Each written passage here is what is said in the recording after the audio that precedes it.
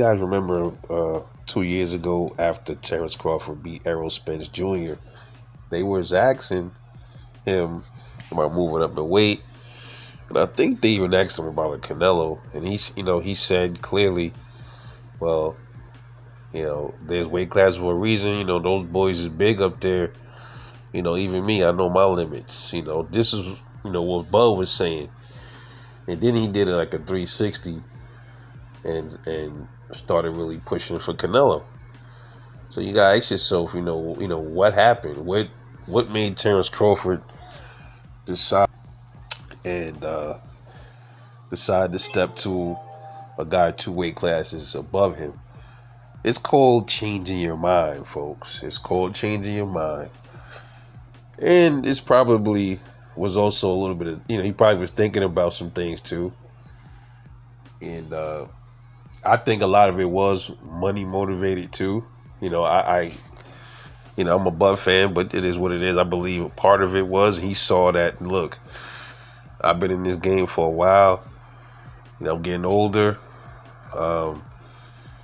I see somebody up there with all them belts. That's another division for me to conquer. At the same time, it's a big ass payday. Let me go get it. At the same time, I ain't going in there to lay down. I'm going in there to fucking fight, and I'm going to win while I get this bag. I think that was the mentality. I guess he felt like, damn, going up to 154, let me go get a belt first. And, because if it was, you think about it, right? Terence Crawford didn't even have to really get a belt at 54. He could have just said right after Errol Spence, I'm going to insist and I'm going to push hard for the Canelo fight. So right there, that's telling you it's not just about money. Because if it was, he could have easily just avoided 154 and just skipped from 47 right to 68. Think about that for a minute. He didn't have to take that one belt, but he wanted that belt to add to his legacy, man. Clearly, that wasn't a big money fight for him, no Madrimov. It was clearly about legacy. Dismissed 154 altogether and waited it out for a potential Canelo fight. So, his change of heart had many. He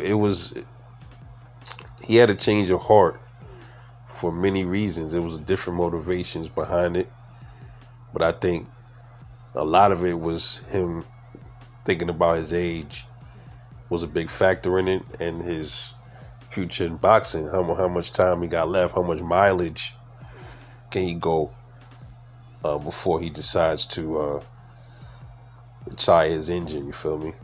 Just my take. Anyway, let me know what you think, man. It's your boy Rebel Life Boxing.